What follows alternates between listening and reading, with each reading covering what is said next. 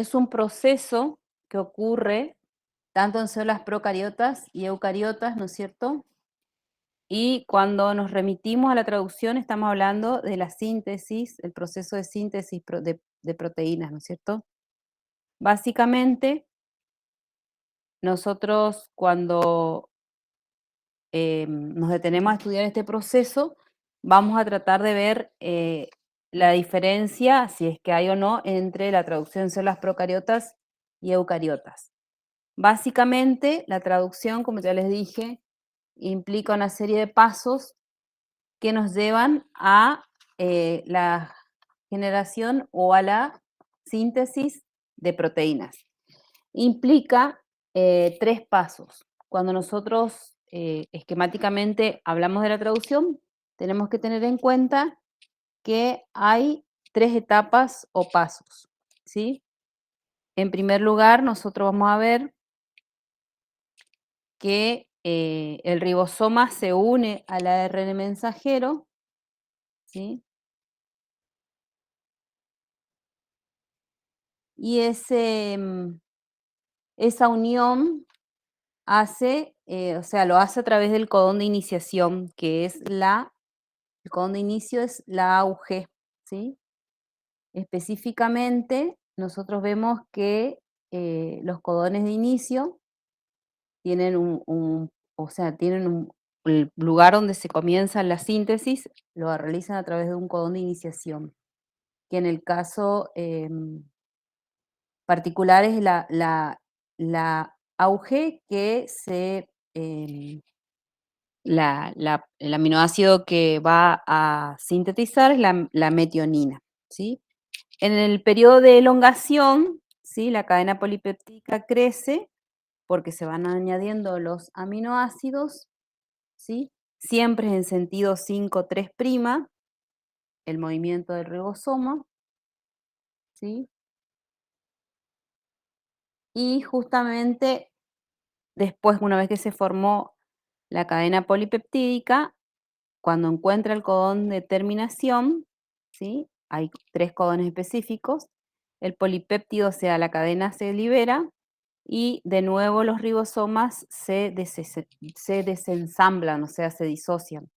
Esta es la unidad mayor y esta es la unidad menor que fueron formadas unidas acá al inicio. Esto es resumido lo que sucede en la traducción. Pero vamos a ver que, bueno, acá de nuevo repasamos que hay diferencia entre las células procariota y eucariota. En el periodo de iniciación, el ribosoma se desplaza en dirección 5'3' hasta encontrar la señal que inicia, o sea, el reconocimiento de la secuencia, eh, o sea, que sería el aminoácido, el codón AUG que va a traer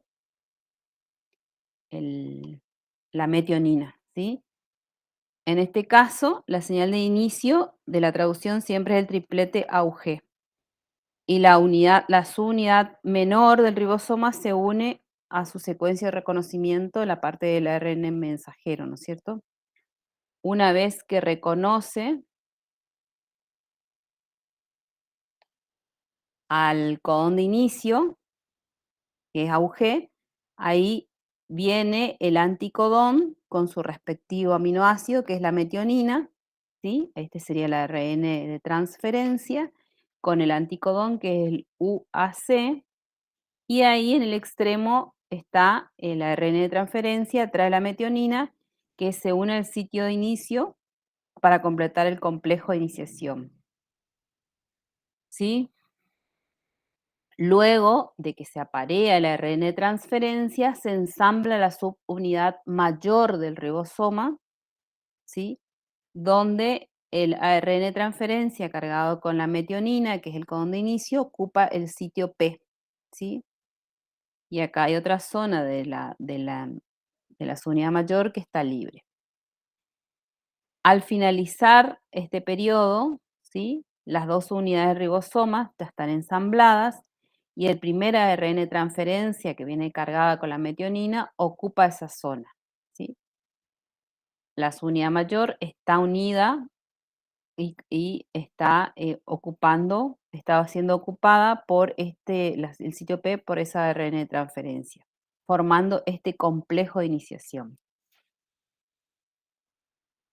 En el proceso de elongación, el sitio P, donde estaba el ARN de transferencia con la metionina, perdón, em, vamos a ver que el sitio A está libre, entonces ahí va a venir otro ARN de transferencia, va a leer el codón, va a traer el anticodón, en el caso que le sigue, fíjense, y ahí va a traer, con el anticodón, trae la metionina, el aminoácido correspondiente. Por supuesto que siempre hay un codón de reconocimiento, el anticodón de la ARN de transferencia se une al que está expuesto en el sitio A. Y ahí se forman en los enlaces peptídicos, donde en este caso la metionina se une a la prolina que viene con el anticodón. Una ARN de transferencia con anticodón complementario, entonces se fija sobre el ARN mensajero por puentes de hidrógeno entre las bases nitrogenadas. Recuerden que la adenina se corresponde en el caso de la ARN con el uracilo con la adenina, la guanina con la citosina, en este caso del AUG que es la metionina, el codón de inicio. Después hay una enzima que es la peptidiltransferasa que separa el ARN de transferencia del aminoácido, ¿sí? Y esa metionina se une por su extremo carboxilo al extremo amino del otro aminoácido. Esperen que voy a admitir, ¿alguien entró? Sí. Entonces, ahí ya quedan los dos aminoácidos unidos, se corre, ¿sí? Se forma un dipéptido y se corre el ADN de transferencia, o sea, se desplaza el que trajo la metionina y que se corre al sitio P el ARN de transferencia que estaba en el sitio A. Ese es el periodo de elongación, ¿sí? Donde la ARN de transferencia que traía la metionina se libera del sitio P y el ribosoma se mueve un codón, ¿sí? Se va trasladando para la lectura. De manera que el polipéptido en crecimiento se mueve hacia el sitio P, hacia esta zona. Luego se libera este ARN de transferencia a otra zona, que es el sitio E. Cuando la metionina está unida al segundo aminoácido, que es la prolina en este caso, el primer ARN de transferencia ya se libera y el ribosoma se mueve hacia el extremo 3, hacia esta zona, para continuar con la lectura del ARN mensajero para que pueda seguir leyendo. Y ahí viene el ARN de transferencia con el anticodón, ¿sí? Ahí está la aminotrofina, en este caso trae la tiroxina, creo que. Entonces ahí se va formando el enlace peptídico, ¿sí? Se une el polipéptido de crecimiento, ¿sí? Entonces acá hay otro codón, lee el codón, viene el ARN de transferencia con el anticodón, y que lleva en este caso la tirosina, que se une al sitio A. Después se forma el enlace, en este caso ya son 3 proteínas, ¿sí? 3 aminoácidos, perdón, y la tirosina se une al péptido que va creciendo, ¿sí? Y de nuevo se desplaza este ARN de transferencia al sitio P. Entonces, la ARN de transferencia que traía la prolina se libera nuevamente y sigue avanzando el ribosoma, sigue leyendo hacia el extremo 3. Y se desplaza esta ARN de transferencia al sitio A. La translocación del ribosoma se produce por la enzima translocasa. Bien, este proceso de elongación se repite con cada triplete y ahí se va formando la cadena polipeptídica, acá se va formando, ¿cierto? Esto es al revés porque acá está la subunidad menor y acá estaría la subunidad mayor. Acá vienen, eh, se van enganchando y acá se van liberando los ARN de transferencia. Entonces, la elongación va a terminar cuando aparece una señal que indica la terminación. Fíjense acá cómo se van moviendo los codones del ARN mensajero y acá vienen los anticodones del ARN de transferencia. Cada uno de estos sería un ARN de transferencia con el anticodón y acá estaría los aminoácidos, ¿sí?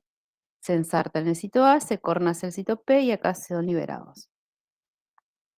La terminación se produce cuando en el sitio A del ribosoma queda ubicado un codón de terminación que puede ser el UAA, el UAG o el UGA, ¿sí? En esta zona. Entonces, estos codones de terminación no tienen anticodones, o sea, no tienen ARN transferencia, por lo tanto, no son reconocidos por ningún tipo de ARN transferencia, por lo tanto, entonces hay un factor de liberación que se encuentra ahí. Se inserta, esto permite que el sitio P ingrese las proteínas que serían estas los factores de terminación, ¿sí? Entonces, en este caso, esta proteína hace que la peptidiltransferasa, que es la enzima que le está uniendo, corte el último aminoácido, ¿sí? Incorporado, se libere el polipéptido formado y se desensamblen las proteínas. Y ahí termina el proceso de traducción. ¿Cómo es la traducción en los procariotas? Como ven ahí, se produce, es un proceso prácticamente de manera conjunta, se hace con la transcripción, ¿sí? Ahí está el cromosoma bacteriano, ¿sí? Los genes que codifican el ARN ribosómico, se van ensamblando los ribosomas, la subunidad menor y la mayor, y se va formando la cadena polipeptídica. Y tienen el ARN mensajero que va haciendo la lectura. O sea que es un proceso casi diríamos que de manera conjunta. En las células procariotas, como en el caso de las bacterias, recuerden que la transcripción entonces y la traducción se producen de manera simultánea. Y el ARN ribosómico se transcribe a partir de genes contiguos, ¿sí? A partir de genes situados en ciertos puntos que van traduciéndolo a proteínas. Acá estarían los puntitos donde se produce donde se inicia la traducción. En los eucariotas, la traducción, como es un proceso que implica la salida de la subunidad mayor y menor del núcleo, o sea, acá si bien se ensamblan en la zona que recibe el nombre, ¿se acuerdan del nucleolo? Bueno, el proceso de traducción en el caso de los eucariotas ocurre en el citoplasma. ¿Cuál es el organelo involucrado en la traducción? Aparte de los ribosomas, pueden unirse de manera libre o estar asociados a qué organelo. ¿Se acuerdan? ¿Qué organelo en los eucariotas está relacionado con la síntesis de proteína? ¿No se acuerdan? Bueno, qué pena. Entonces, como ven ahí, el ARN es distinto, el ARN mensajero es distinto en las células procariotas que en las células eucariotas. Ahí se observa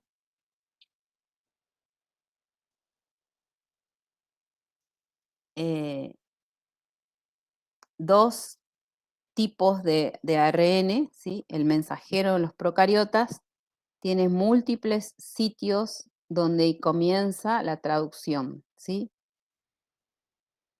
Si bien tienen ambos un sentido, una dirección 5,3', ¿sí? Y hay regiones que se conocen como sitios de inicio, ¿sí? Los ARN mensajeros de los eucariotas también tienen una caperucita. ¿Se acuerdan que habíamos hablado del 7-metilguanosina, que era el capping, que es un capuchón, que lo que hace es proteger, en el caso del ARN mensajero de los eucariotas, de que en el citoplasma le ataquen algunos ácidos o que lo degraden, ¿no es cierto? Entonces, esa es otra diferencia. Y acá tienen la poliadenylación, el extremo, el polía. El ARN mensajero de los procariotas normalmente tiene múltiples puntos o sitios donde se producen los inicios de la traducción. No sé si vieron acá en este. Vieron que hay distintos puntos donde comienza la traducción, no es en un lugar determinado. Entonces decimos que los procariotas tienen ARN policistrónico, quiere decir que modifican múltiples proteínas en la misma cadena, ¿sí? Que se traducen desde distintos sitios de iniciación independiente. En cambio, los ARN mensajeros de eucariotas son generalmente monocistrónicos y codifican solo una proteína.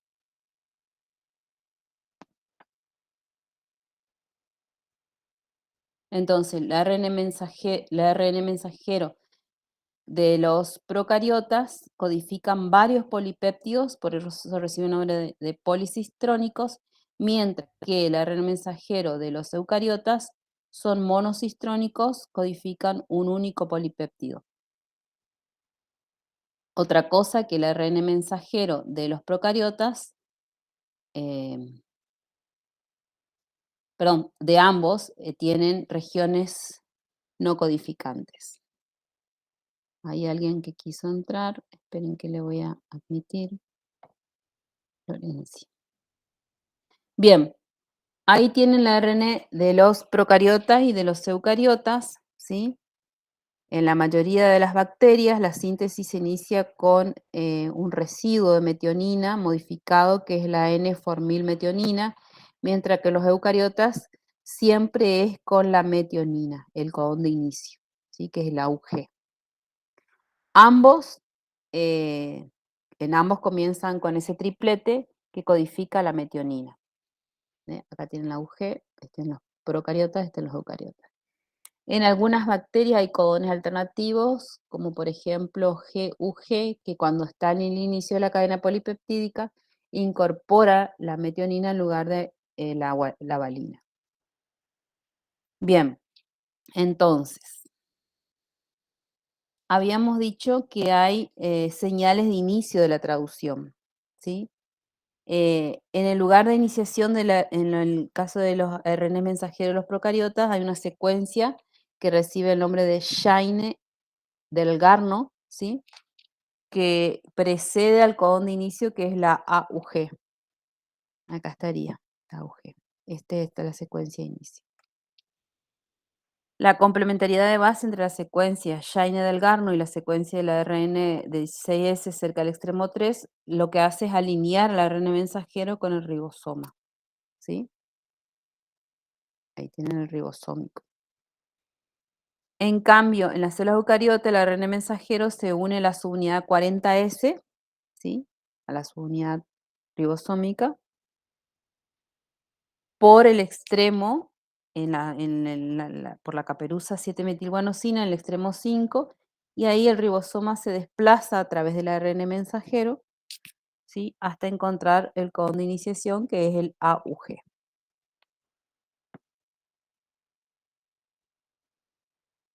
Entonces, el inicio en los procariotas es por la secuencia Shine del Garno, y en el caso de los eucariotas sí o sí requiere, si bien en ambos es la AUG el codón de inicio, acá requiere esta secuencia de iniciación y acá se produce el reconocimiento del CAP, del capping, del capuchón, 7-metilguanosina, para que se desplace en su unidad del ribosoma hasta encontrar al codón de inicio.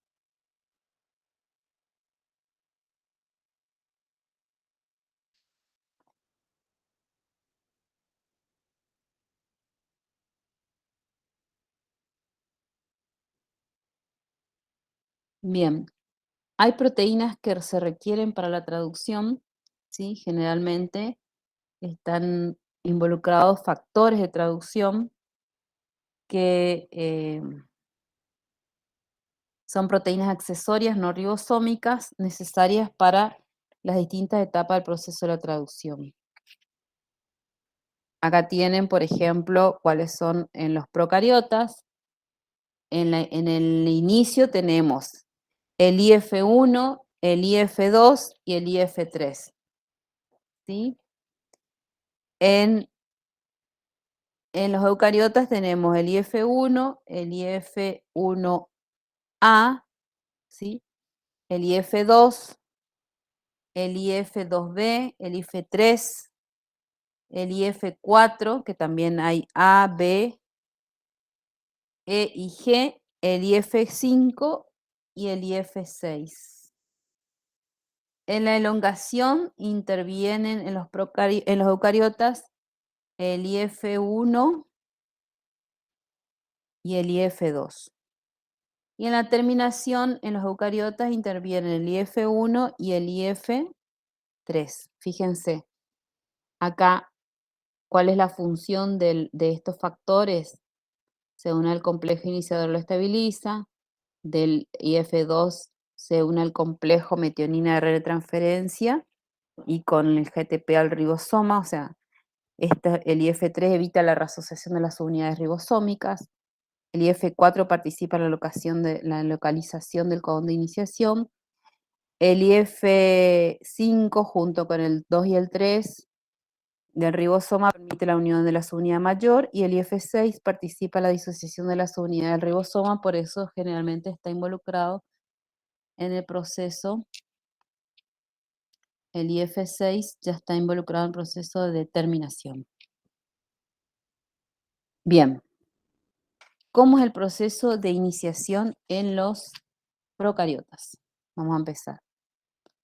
Básicamente, se unen estos tres factores de iniciación, que es el IF1, el IF2 y el IF3, a la subunidad ribosómica 30S. Estamos en los procariotas, ¿sí? Se unen los factores de iniciación, se libera.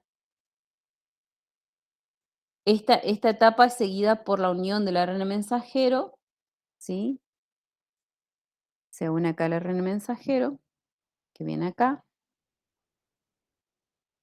y hay una ARN transferencia que es reconocido por el IF2 unido al GTP, ¿sí?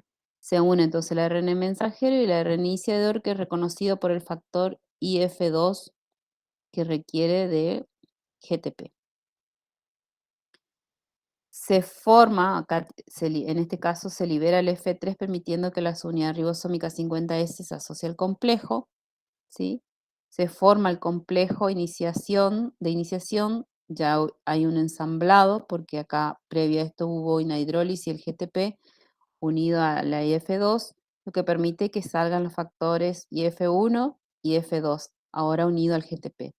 Y ahí se forma el complejo de iniciación 70S compuesto por el ARN mensajero, el ARN de transferencia, que es el iniciador porque trae la metionina, y ya están unidos al ribosoma, preparados para empezar a formar el polipéptido. Los factores IF1, IF1A y IF3 se unen a la subunidad ribosómica 40S, ¿sí? El factor IF2 unido al GTP se asocia con el ARN de transferencia metionina, que es el factor de inicio, perdón, el ARN de transferencia de iniciación. El capuchón del ARN mensajero es reconocido, ¿se acuerdan que tenía la 7-metilguanosina? Por el IF4E, que se une al otro factor que es el IF4G, y a una proteína que está asociada a la cola polia en el extremo 3 del ARN mensajero. La subunidad 40S, unida al ARN de transferencia iniciador y a los factores de inicio, chequea que el ARN mensajero para identificar el codón de inicio, que es el AUG.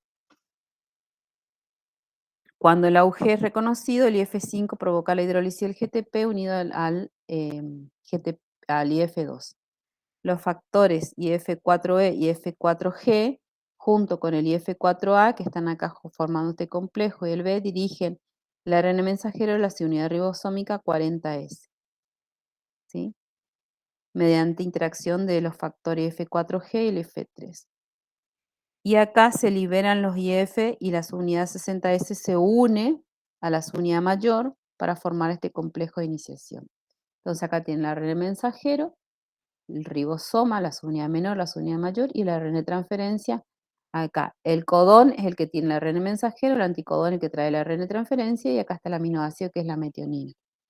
Entonces recuerden siempre que es el AUG el codón de inicio. En la elongación, el ARN de transferencia iniciador se halla en el sitio P, ¿sí? Para entrar en el sitio A queda libre para que ingrese el otro ARN de transferencia cargado con el otro anticodón, ¿sí?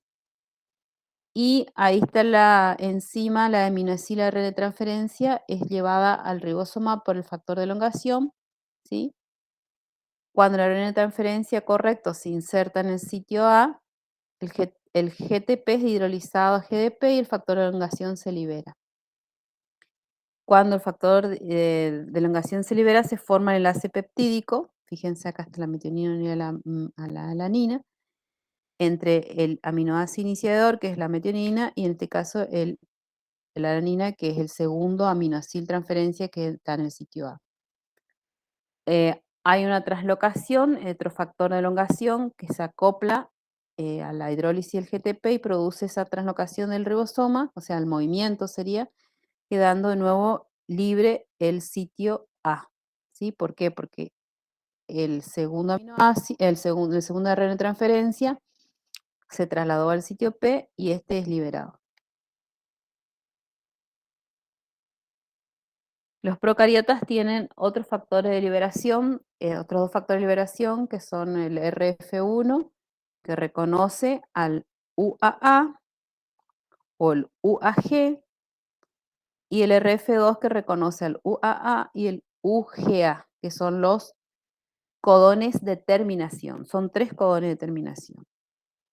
Las células eucariotas tienen un único factor de liberación, que es el ERF1, que reconoce esos 3 codones de terminación.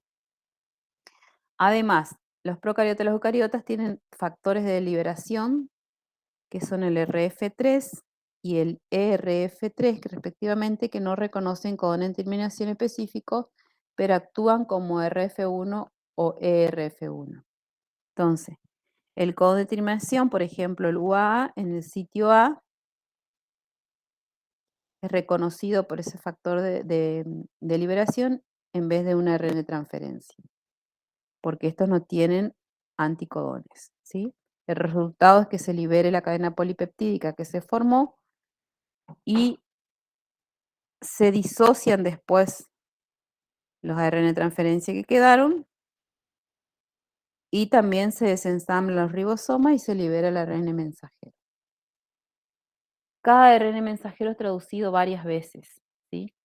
La traducción simultánea del mismo ARN mensajero permite incrementar la tasa de síntesis de las proteínas.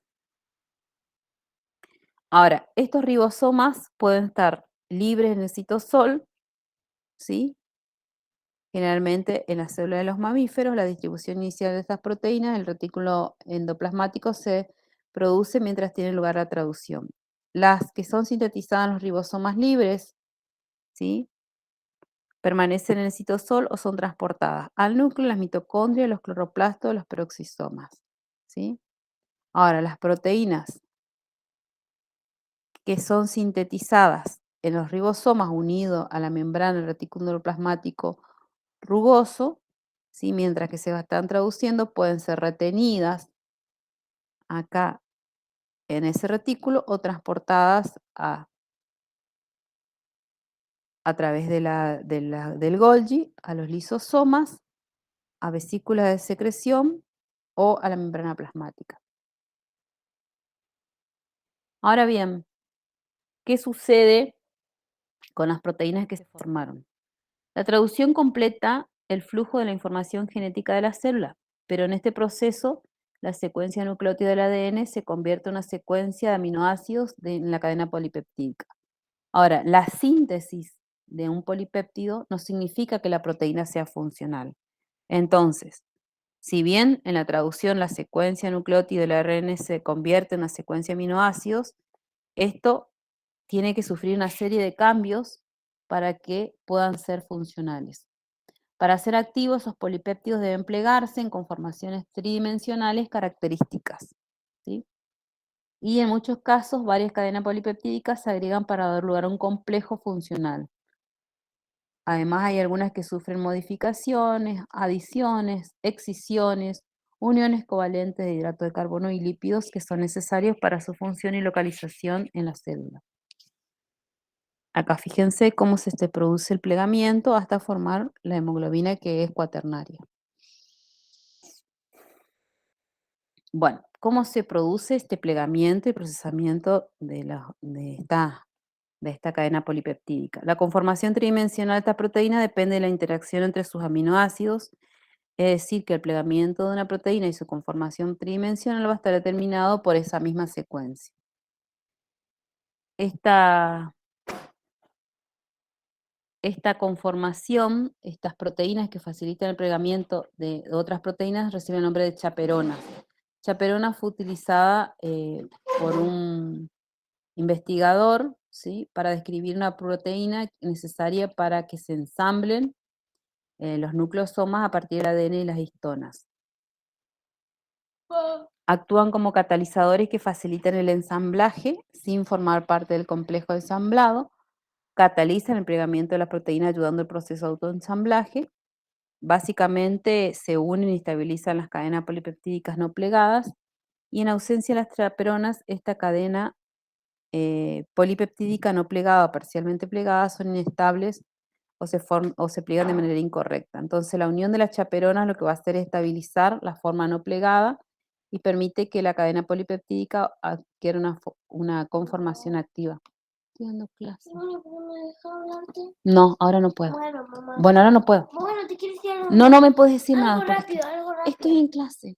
Algo rápido. Me estoy grabando, hijo, no puedo escucharte. Entonces, ¿cuál es el papel de esas chaperonas durante la traducción? Básicamente estas se unen a la cadena polipeptídica a la vez que se sintetizan en los ribosomas, previenen el plegamiento incorrecto o la agregación de la porción amino terminal del polipéptido antes que finalice la síntesis.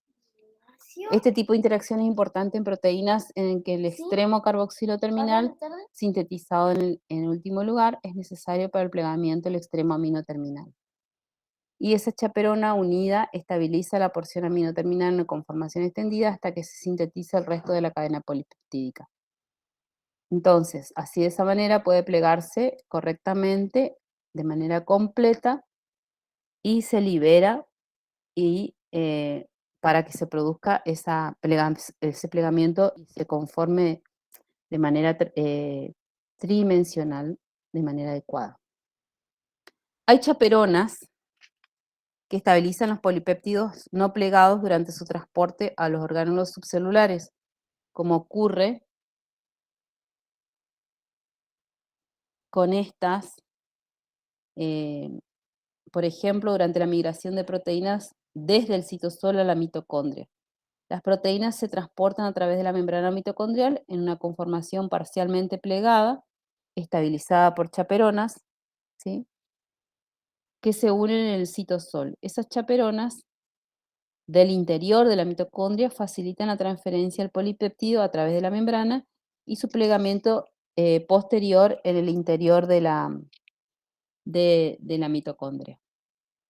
Además, esas chaperonas participan en el ensamblaje de proteínas formadas por uniones por múltiples cadenas polipeptídicas en el ensamblaje de estructuras macromoleculares, por ejemplo, la nucleoplasmina. Bien, muchas de las proteínas que actúan como chaperonas también fueron identificadas como proteínas de choque térmico. Son proteínas altamente conservadas, tanto en células procariotas como en eucariotas. Estabilizan y facilitan el plegamiento de proteínas parcialmente desnaturalizadas por exposición a temperaturas elevadas. Algunas se expresan y tienen función en condiciones normales de crecimiento celular. Actúan como chaperonas moleculares, ¿sí?, necesarias para el plegamiento de los polipéptidos y su transporte en condiciones normales, como en el caso de estrés ambiental. Estas chaperonas son de la familia HP70, HP60 y HSP90. HSP. La familia de la HSP60 son también llamadas chaperoninas y facilitan el plegamiento de las proteínas en su conformación activa. Están constituidas por 14 subunidades de alrededor de 80 kilodalton cada una.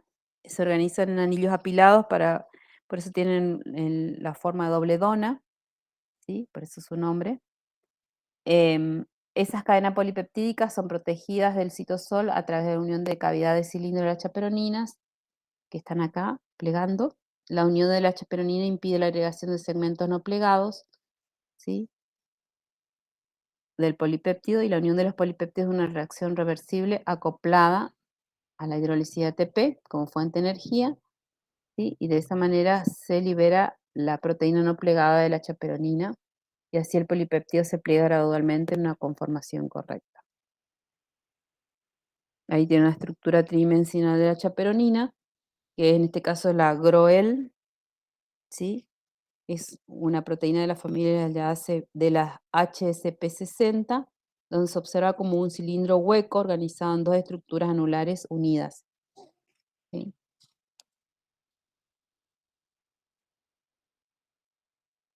¿Cómo actúan estas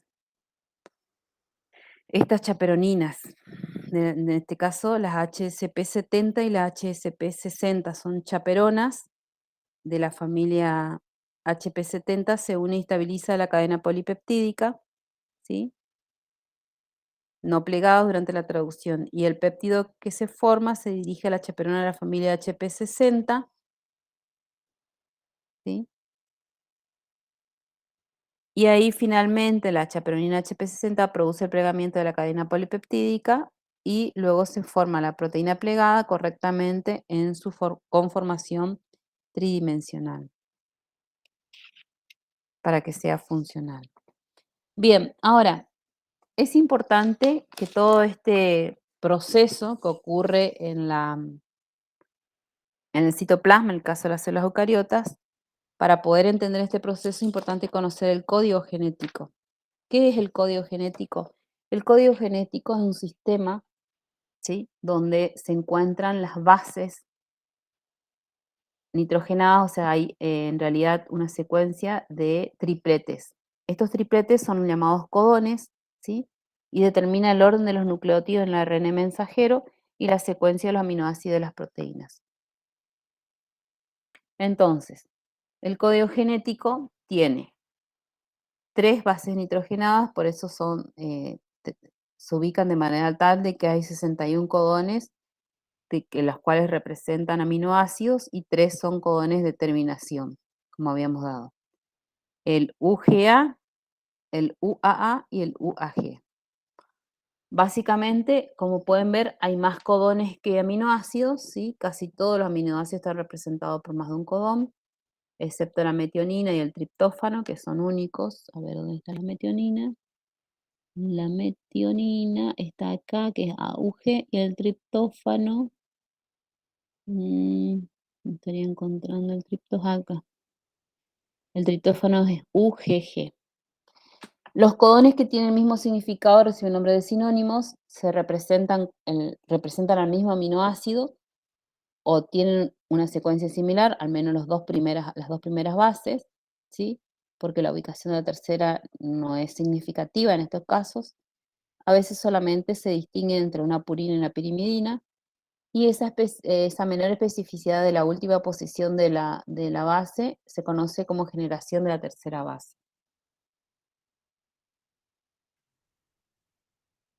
¿Cómo ocurre este reconocimiento codón-anticodón? Hay 8 grupos en que los 4 codones que comparten las primeras dos bases tienen el mismo significado. Por ejemplo, y acá tienen ubicados que son acá varían el tercero nada más, ¿sí? 7 parejas de codones en que el significado es el mismo, cualquiera sea la pirimidina que se encuentra en la tercera posición. Y hay 5 parejas de codones, ¿sí? Que serían 8 grupos en los que 4 codones comparten. Podemos encontrar cualquiera de las purinas sin cambiar el aminoácido codificado. 3 casos en que la base particular, la tercera posición, tiene significado: uno que es AUG, UGG, que es el triptófano, y los codones de terminación que son UGA, que está acá, UAA y UAG, ¿sí? El ARN transferencia puede reconocer más de un codón, ¿sí? El apareamiento codón-anticodón conlleva titubeo en la tercera posición, pues se conoce como hipótesis de titubeo o balanceo, ¿sí?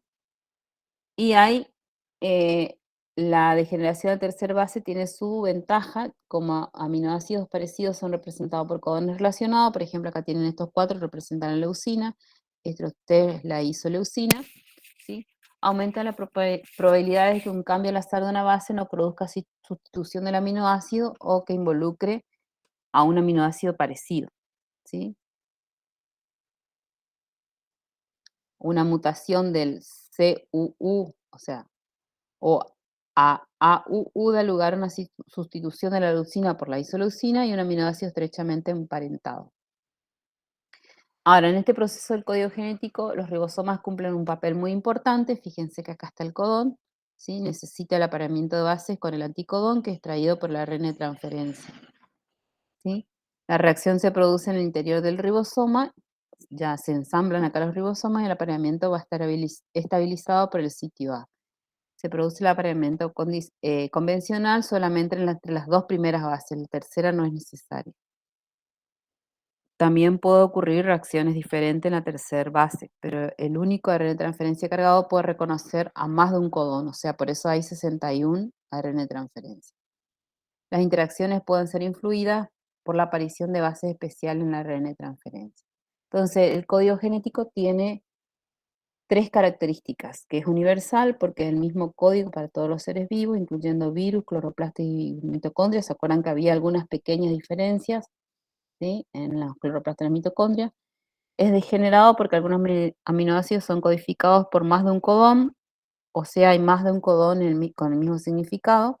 También se conoce como redundante, porque los ARN de transferencia reconocen codones sinónimos que solo se diferencian en la tercera base de su anticodón. ¿Sí? Lo que implica que las dos primeras bases del codón bastarían para unir al ARN de transferencia con la ARN mensajero. Y es consistente porque a pesar de la redundancia de esos codones, cada codón tiene un único significado. Se corresponde con un único aminoácido, por lo tanto, no es ambiguo. ¿Sí? Hay efectos de las mutaciones en el ADN en la traducción, donde, por ejemplo, se pueden observar el reemplazo de una adenina por una timina, ¿sí? Cambia el sexto aminoácido de la cadena de la hemoglobina, lo cual causa en este caso anemia falciforme o anemia semilunar. Acá pueden ver cómo sería, en este caso de las mutaciones en la traducción, los eritrocitos con anemia falciforme y cómo serían normales. También hay consecuencias en la sustitución del aminoácido que produce una serie de trastornos como falsemia de los glóbulos rojos, producen anemia, fallos locales en suministro de la sangre. Bueno, ¿cómo controlamos esta expresión génica? Básicamente, nosotros tenemos que tener en cuenta que estos genes pueden ser controlados, ¿sí?, o regulados por mecanismos, eh, puede ser durante la transcripción o durante la traducción. Por eso hablamos de una regulación transcripcional.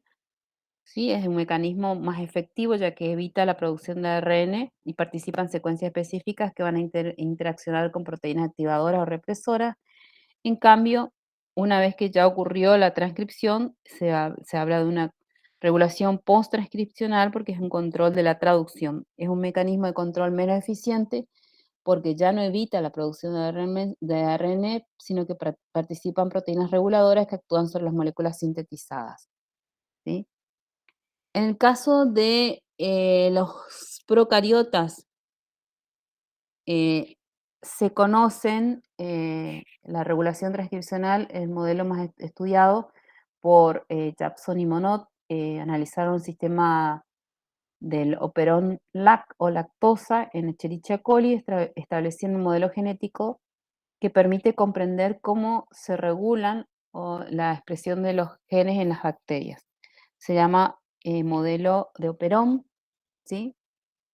El operón bacteriano tiene genes estructurales, ¿sí?, el operador, el promotor, ¿sí? Hay una proteína represora, está el inductor, que es la lactosa, ¿sí? Entonces, hay el gen regulador que codifica la proteína represora. En el caso de el operón lactosa, se observa ahí que en este caso, si ese operón lactosa, el represor se une al operador, no hay inductor, por lo tanto no hay transcripción. El represor impide el acceso de la ARN polimerasa al promotor. ¿Sí? Ahora, si en el operón lactosa hay una proteína represora activa, pero tenemos un inductor, ¿sí? En este caso ocurre la transcripción, ¿sí? El otro modelo es el operón triptófano, que es un operón reversible, ¿sí? Donde el represor no puede enlazarse por sí mismo al operador del ADN. Entonces, en lugar de eso, el represor solo es activo como proteína que se enlaza al ADN cuando se forma el complejo de un correpresor, como en el caso del triptófano, ¿sí? Actúa como correpresor. De nuevo tenemos el gen regulador, los genes estructurales. En el caso de que actúe el triptófano como represor activo, no hay transcripción. El represor unido al triptófano impide el acceso a la ARN polimerasa del promotor. Sin embargo, sin correpresor hay traducción, ¿sí? En el caso de los eucariotas también hay control traduccional que ocurre en el citosol, ¿no es cierto? El transcripcional ocurre en el núcleo a nivel de la transcripción del ARN mensajero, y el traduccional o post-transcripcional ocurre en el citosol. Hay activadores, represores y coactivadores que actúan en el proceso de transcripción. Bueno, esto es un tema que yo leí de varios libros, chicos. Básicamente, no puse acá la bibliografía, lo mismo que la clase pasada. Son varios libros que vengo leyendo. Implica el Karp, el Cooper, el Lodich, ¿sí? Yo después le voy a pasar la bibliografía de todos estos temas, ¿sí? Acá lo importante es que sepan el proceso de traducción y de transcripción, por supuesto, ¿sí? Que comprendan bien. Y bueno, en este caso son mecanismos para que produzcan o no la transcripción, en este caso la traducción, ¿sí? ¿Alguna pregunta, alguna duda? Recuerden que este tema es para el tercer parcial. Para el segundo yo la verdad que no pude elaborar ninguna guía de estudio, pero